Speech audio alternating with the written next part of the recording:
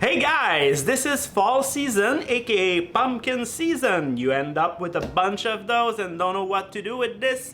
I've got the perfect pumpkin pie recipe for you this week.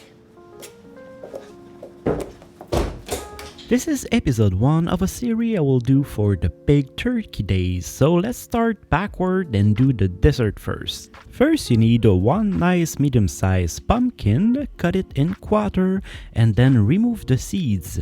You can keep the seeds and dry them and use it in other recipes. Repeat for all 4 of the quarter of the pumpkin and then put them in a baking tray. Put the olive oil on the pumpkin skin and the meat and make sure every square inch of that pumpkin is covered with oil. While your fingers are full of oil, make a massage to those pumpkins, they will like this very much, and then put it in the oven at 400 Fahrenheit for 40 minutes or until the meat is tender. Now it's time for the pie crust. Add 2 cups and a half of all-purpose flour, 2 tablespoons of sugar, 1 teaspoon of salt.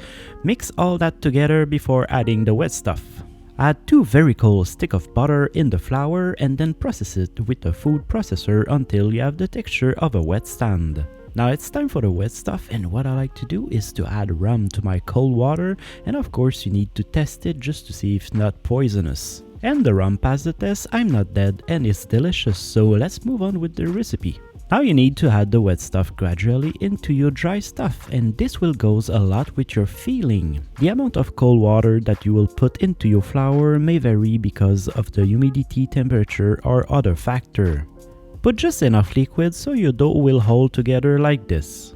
All this needs to be done fairly quickly because you need your dough to stay cold so the butter doesn't melt in your hands. Also, you don't want to overwork the dough because we don't want to develop too much gluten here. If you work your dough too much right now, after baking it, the crust will be very hard and not flaky. Roll your dough and cut it into quarter and then stack all those pieces together and repeat 4 to 5 times. Here we are creating layers of butter. This will result into a very nice flaky crust.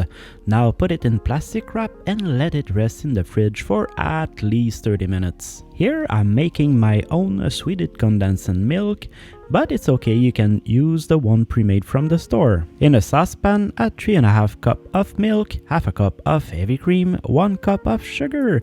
Let this simmer on a medium heat for 25 minutes or until reduced by half. Once your dough have rested enough in the fridge, it's time to roll it. Make sure you flour everything, including your rolling pin.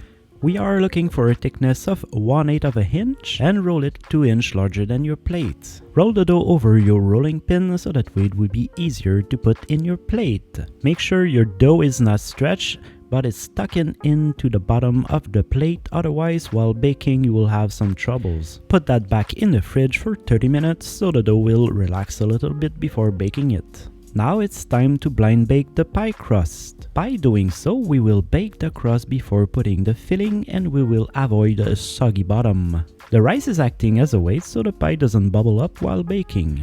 With our pie dough left over, let's roll it and do some nice decoration with it. I really wish I had some mold to do those shapes, but it is what it is, so a little bit of patience will do the trick right here. Our roasted pumpkin are ready and hot. The right thing to do right now is to let them cool down a little bit, but I'm not doing always the right thing and I like to burn my finger, I guess. The skin will remove very easily. Try to remove all of the skin as possible and don't waste too much meat while doing so. You will need to gather 2 cups of that delicious pumpkin puree and put it in a large bowl. Remember earlier we did some sweetened condensed milk. After reducing, this is how it should look like. Like I already said, you can use the pre-made stuff in a can. Incorporate 1 cup and a quarter of the sweetened condensed milk into the pumpkin puree. And now for the egg, I will add 3 egg yolk and 1 whole egg. Adding more egg yolk than egg white is supposed to prevent your pie from cracking after baking it. Add 1 teaspoon of salt, 1 tablespoon of ground ginger and 1 tablespoon of ground cinnamon. And for a crunchy surprise, put a whole nutmeg nut into the mix. I'm just kidding, don't do that. You just need about 1 teaspoon of freshly ground nutmeg. Now it's time to mix everything with the hand mixer, and the smell of it is incredible already. If you're like me and you like to lick the hand mixer beater, just one advice, don't forget to unplug it. Once your pie crust has partially cooked, remove the rice, unless you want to make a pumpkin rice tart pie. Is it the thing? Put your filling in and do the tap